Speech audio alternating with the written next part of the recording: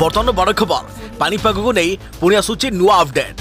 बात्या नहीं बाजिला सतर्क घंटी। आंध्र ओडिशा को प्रबल वर्षा नहीं सतर्क सूचना। अक्टोबर में बढ़िला बात्या भय। अमेरिका पानीपाग विभाग पूर्वानुमान। राज्य को आसूची लघुचाप पर लघुचाप।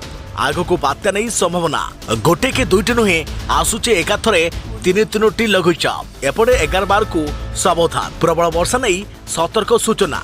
आज यही सब जिले में अति भीषण वर्षा नहीं पूर्वानुमान करिछि पानीपाग विभाग। हेलो फ्रेंड्स, मु शक्ति आपण देखुचंती नरसिम्हा क्रिएशंस पेज। तेबे आकु नै कोन रहिछि डिटेल्स इन्फॉर्मेशन आजर वीडियो रे आपण माने जानि परिबे। तेबे आपण माने जानिबा पई वीडियो को शेष पर्यंत देखंतु। ता पूर्वरु वीडियो गोटे लाइक करिया सहित अलगा सांग साथी मानकु वीडियो को शेयर करनियतु। जदि फ्रेंड्स आपण माने हमर ए चैनल ले नुआ ही वीडियो देखुचंती पूर्व केबे भी आमर ए चैनल को सब्सक्राइब करनाती तेबे निहाती चैनल को सब्सक्राइब करे सहित पाखरे आस्तुवा बेल आइकन को बजाय रखतांतु। तेबे राज्य में दक्षिण पश्चिम मौसुमी वायु सक्रिय रहिछि। बंगोपसागर में सृष्टि होइथवा घूर्णिबलय प्रभाव में उपकूल और दक्षिण ओडिशा रे वर्षा लागि रहिछि। एसबु भितरे आसंता 23 तारिख बेलको एक बात्या हबार संभावना नहीं अमेरिका पानीपाग विभाग ट्रॉपिकल टिड बिट सूचना दैछि। तेबे अंडमान पूर्व उपकूल रे हेबाकु थिबा लघुचाप घनीभूत होई बात्या रूप नेबार संभावना थिबा बेले यह उत्तर आंध्र प्रदेश किंबा दक्षिण ओडिशा को मुहाइबार संभावना रहिछि। तेबे अमेरिकार ट्रॉपिकल टिड बिटस वेबसाइट रो जीएफएस मॉडल एपरि एक चित्र प्रदान करी पूर्वानुमान करिछि जे अक्टोबर 21 तारिख रे अंडमान पूर्व उपकूल रे एक लघुचाप सृष्टि हेबो। यह घनीभूत होई उत्तर पश्चिम दिगरे गति करिवो। समुद्र उपरे यह 3 दिन रहिबा परे अधिक बल गोटाई बेस शक्तिशाली हेबार संभावना थिबा एही पानीपाग संस्था सूचना दैछि। तेबे 21 तारिख रे लघुचाप सृष्टि हेबा बेलको केंद्र स्थल रे वायुर चाप 1003 मिलीबा रहिथिबो। तेबे 23 किंबा 24 तारिख बेलको यह 987 मिलीबा को खसी आसीथिबो।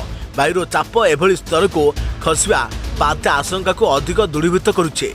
एही विभागर सूचना अनुसार एही लघुचापर गतिपथ उत्तर पश्चिम दिग को रहुछे। तेबे अंडमान पूर्व उपकूल उत्तर पश्चिम दिगरे गति करी यह उत्तर आंध्र प्रदेश रे माड़ हेबार संभावना रहिछे। किंतु गतिपथ रे सामान्य परिवर्तन हेले यह ओडिशा रे माड़ करिवो। एबे समुद्र जलपतनर तापमात्रा 29 रु 30 डिग्री थिबा बेले बात्या सृष्टि पई एभली पाग बेस अनुकूल रहिबो बोली कहा जाउछे। तेबे अन्य पक्षरे भारतीय पानीपाग विभागर डीजी मृत्युंजय महापात्र कहिसंती जे 21 तारिख पूर्व आउ एक घूर्णिबलय सृष्टि हेबो।